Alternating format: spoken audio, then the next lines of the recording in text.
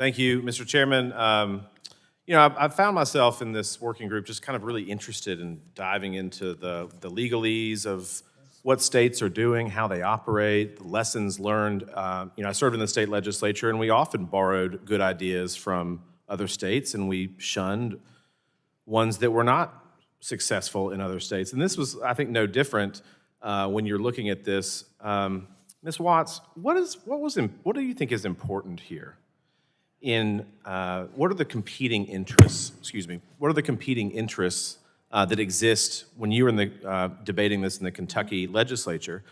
It seems to me that the competing interests are privacy, right? Citizens' right to their data, maybe, but also innovation, small business, entrepreneurship. That seems to be kind of the rub, right, between the two sides. Is that fair to say, roughly? Yeah, thank you, Representative Fry, for that question. You know, we passed this bill back in 2024, and you as a former state legislator know that sometimes it does take a couple years to get the right bill.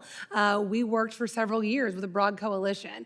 And I often say, I know many of you work with your local or state chambers of commerce. If the Chamber of Commerce had one superpower, it's the ability to convene and find consensus. We bring groups of all different shapes and sizes and sectors to the table to really find a feasible path forward. And that's exactly what we did with House Bill 15 back in 2024. So you guys, you worked with stakeholders, right, with different ideas on what is acceptable and what is unacceptable, and they were not always aligned. Is that correct? That is correct. I mean, I said earlier, I've been doing this job for 14 years, and very rarely have I ever passed a bill unanimously through the Kentucky General Assembly, but this was one of them. So you're exactly right. It was the balance of consumer protection, but also business innovation. Isn't that the balance that we have? Flourish. Isn't that the balance that we have right now, Ms. Goodloe, right? I mean, to your point, you have multiple states that have done this. California's model seems to be modeled after the European model more than it does some other states. Would you characterize it that way, Ms. Goodloe?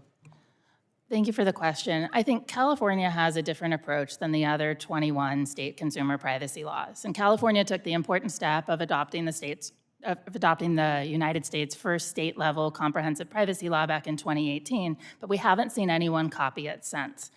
The model that has been widespread throughout the states where it's had common agreement is this model that has a core set of rights, a core set of obligations for companies to make sure that their data is used responsibly, and it's regulatory-led enforcement, and that's the model that we see in the Secure Data Act. Do you know what happened in Europe after they passed the GDPR model?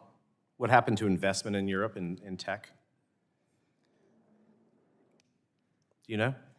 Ms. Watts, would you care to guess? Yeah, I would like to comment on that. Recently, the European Commission has said that the overregulation has harmed their economy.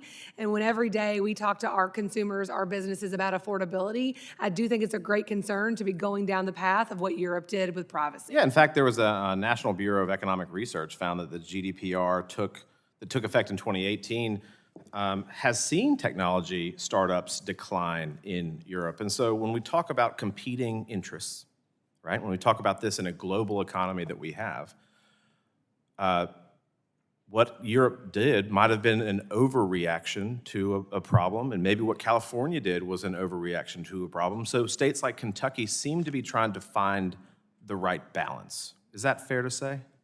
I think it's absolutely fair to say, and like Ms. Goodloe said, I think it's very important to note that California, no other states have passed the California model. We're pretty proud that many states have passed the Kentucky model. So they were the first, but everyone said, we don't want any part of that. It doesn't work for business. It doesn't balance those rights of consumers as well as let business flourish and innovate, which is what we want them to do. Ms. Watts, why do you think it's important that this bill, the federal bill, have a strong preemption on privacy laws? I think it's important so that businesses know what rules to follow.